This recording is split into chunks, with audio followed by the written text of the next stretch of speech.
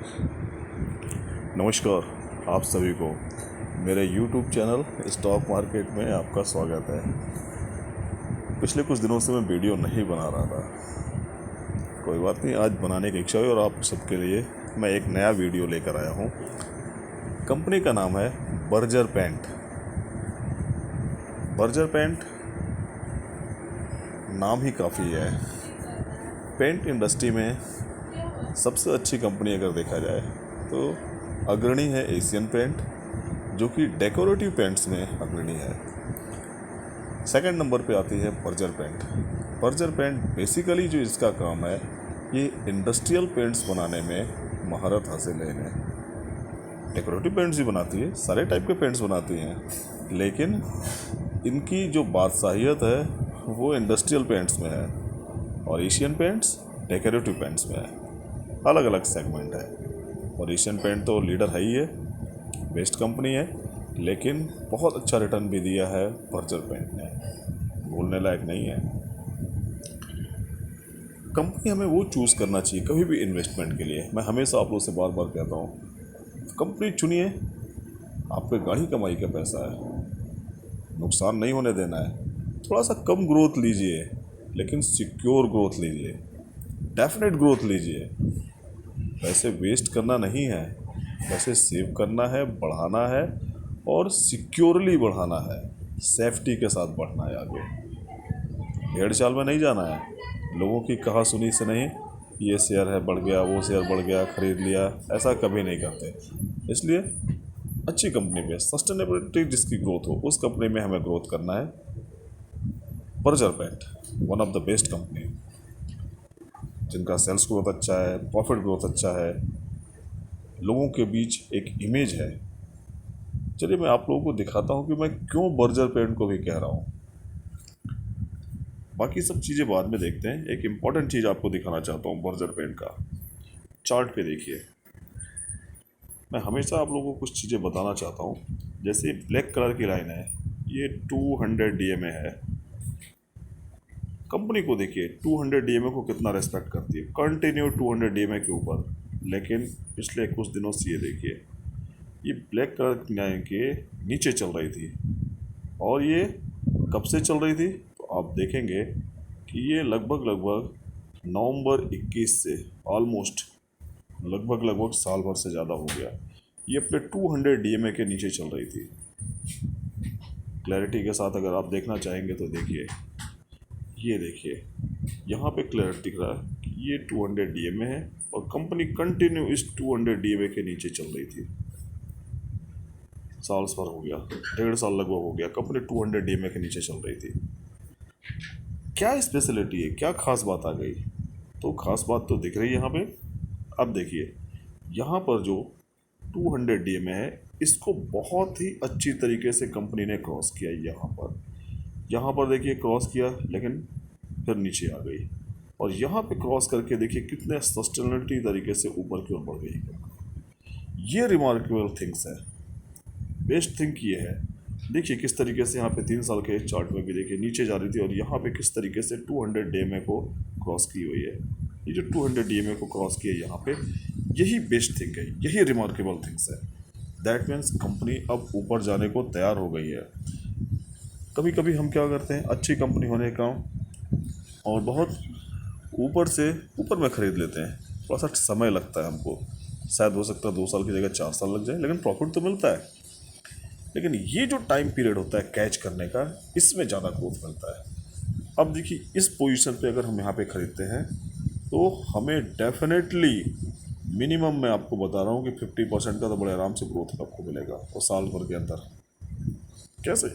ये हाई जो है कंपनी का लगभग 850 रुपये का था, कंपनी अभी 600 लगभग 80-90 के आसपास पहुंच गई, लगभग 700 बड़े आराम से। और ये जिस तरीके से अभी 200 DMA का क्रॉस किया, डेफिनेट अपने हाई को भी ब्रेक करेगी और बड़े आराम के साथ 1000-1200 के लेवल को टच करेगी। 1000-1200 का लेवल टच करना मतलब लगभग आप डबल के आसपास पहुंच सकते हैं। नहीं डबल तो 50 से 70% तो ग्रोथ मिलनी ही है। और वैसे भी अगर आप इस कंपनी को रख लेंगे लाइफ टाइम के लिए, तो बेस्ट ग्रोथ आपको मिलती रहेगी। 20 से 25% की एनुअल ग्रोथ कहीं नहीं जानी है। लेकिन ये जो टाइम फ्रेम है, this is the best time frame invest करने के लिए। चलिए अब थोड़ा सा हम कुछ आगे देखते हैं। मतलब कंपनी का मार्केट कैप देखें तो 66,000 की है, और हम इसमें देखें कंपनी ने इस साल 710 का हाई लगा के 527 का लो लगाया था। कंपनी एक रेंज में फंसी हुई थी, बेसिकली 550 से लेके 625 के आसपास जाती थी, 600 के आसपास फिर वापस चली आती थी। रेंज को तोड़ दिया है कंपनी ने, बहुत अच्छी तरीके से ब्रेकआउट दिया है, कंटिन्यू होल्ड कर रही है। 600 के ऊपर गई, 650 के ऊपर गई, 700 क्रॉस करने जा रही है। चुपचाप खरीद कर रख लीजिए, बड़े आराम के साथ 1,000-1,200 रुपये का लेवल दिखाएगी और साल भर के अंदर दिखाएगी। मे भी हो सकता है ज़्यादा भी चले जाए। कंपनी समय समय बोनस भी देती रहती है, मे भी उसका भी आपको एडवांटेज मिल सकता है। So one of the best company. ROC की दृष्टि से देखिए 23.8 का है, ROE 20.4 का है। Best, everything is good. चलिए चार्ट तो हम लोगों ने देख ही लिया है, एनालिसिस हमने कर ही लिया है। अब आगे हम देखते हैं पी की दृष्टि से। देखिए एशियन पेंट का 76.9 का और इसका 77 का हाई पी है, लेकिन आज भी रिटर्न देने में यही दोनों कंपनियां अग्रणी हैं। मतलब साफ है, जो कंपनी अच्छी होती है, जिनका ग्रोथ अच्छा होता है, भले ही हाई वैल्यूएशन हो, लोग बाग उनको हाई वैल्यूएशन पे भी खरीदते हैं और वही रिटर्न देती है। जो मार्केट में रहेगा, जो अपनी पहचान को रखेगा, वही ग्रोथ देगा। जिसकी कोई पहचान ही नहीं है, वो क्या ग्रोथ देगा। चलिए रिजल्ट के बारे में देखते हैं। कंपनी का जर्नली प्रॉफिट के हिसाब से अगर आप देखें, देखिए सेल्स ग्रोथ किस तरीके से कंपनी का बढ़ रहा था। मार्च 20 में देखिए 6,366 का था, 21 में 6,800 का हो गया, मार्च 22 में 8,762 का हो गया, और इस साल देखिए ये 10,000 को क्रॉस कर गया है सेल्स ग्रोथ। बहुत बड़ी चीज़ होती है सेल्स ग्रोथ। अगर किसी भी कंपनी की सेल्स ग्रोथ कंटिन्यू बढ़ रही है, दैट मीन्स प्रॉफिट तो होगा ही। किसी कारण से प्रॉफिट अगर कम हो गया, रॉ मटेरियल के मार्जिन या रॉ मटेरियल के बढ़ते दाम एटसेट्रा इस कुछ भी हो, तो अगर सेल्स ग्रोथ बढ़ रहा है तो एक समय आएगा कि वो उनके बैलेंस शीट में आएगा, रॉ मटेरियल के दाम भी कम होंगे, मार्केट भी सुधरेगा, प्रॉफिट तो बनेगा ही ना। तो देखिए प्रॉफिट में किस तरीके से 20 में 883 था, फिर 979, फिर 1122, फिर 1162, कंटिन्यू ग्रोथ बढ़ रहा है। ये this is the best.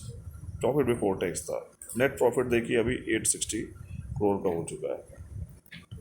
Best sales growth देखिए 10 साल में अगर हम इस कंपनी का सेल्स ग्रोथ देखते हैं तो 13% का था, 5 साल में 15, 3 साल में 18 और अभी इस साल 20 का। क्या दिख रहा है? कुछ इंपॉर्टेंट चीज़ दिखा इसमें? इंपॉर्टेंट चीज़ तो दिख रहा है। कैच करने लायक क्या थिंक है? जैसे जैसे कंपनी पुरानी होती जा रही है, एग्रेसिव बनाते जा रहा है और अपनी सेल्स ग्रोथ को बढ़ाते जा रही है, प्रॉफिट ग्रोथ बढ़ रहा है। CAGR देखिए फर्स्ट क्लास का है, अच्छी कंपनी है, बेस्ट कंपनी है। चलिए आगे देख लेते हैं ज़रा हम इनके कंपनी के शेयर होल्डिंग पैटर्न्स पे।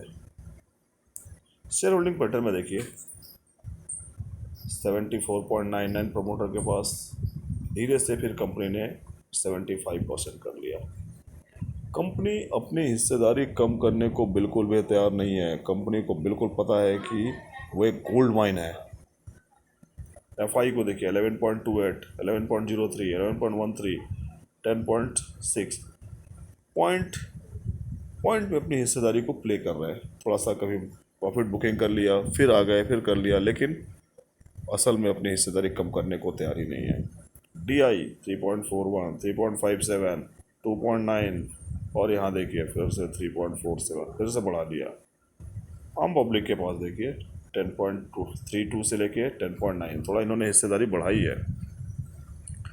क्या समझ में आ रहा है इस शेयर होल्डिंग पैटर्न से? इस शेयर होल्डिंग पैटर्न से क्लियर कट दिख रहा है कि हर आदमी इस कंपनी को लेना तो चाहता है, लेकिन किसी को मिल ही नहीं रहा। कोई माल बेचेगा तब तो किसी को मिलेगा। प्रमोटर्स बेचने को तैयार नहीं, FI निकालने को तैयार नहीं, DI नहीं देने को तैयार है, आम पब्लिक देने को नहीं तैयार है। किसे माल मिलेगा? जो उसके पास है वो चुपचाप लेके बैठा हुआ है, क्योंकि पता है कि कंपनी अच्छी आज नहीं तो कल बढ़नी है। साल भर आज हो गया, साल 1.5 साल हो गया, कंपनी ने ग्रोथ नहीं दिया, लेकिन अब चार्ट पे दिख रहा है और बिल्कुल क्लियर दिख रहा है, डेफिनेट मिलेगा। किसी ने अगर लोअर लेवल पे छूट गए हैं, 550 पे लेवल नहीं पकड़े, 6 पे नहीं पकड़ा, तभी भी बहुत देर नहीं हुई है। 680-90 बहुत ज़्यादा नहीं होता है, कंपनी को यहाँ भी पकड़ा जा सकता है और बहुत अच्छा ग्रोथ देगा।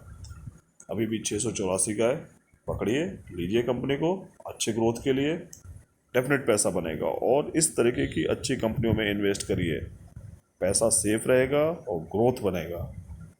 चलिए नमस्कार, मेरे चैनल को सब्सक्राइब भी करिए, लाइक भी करिए और bell icon, that means company के नोटिफिकेशन को ऑन करिए। Thank you.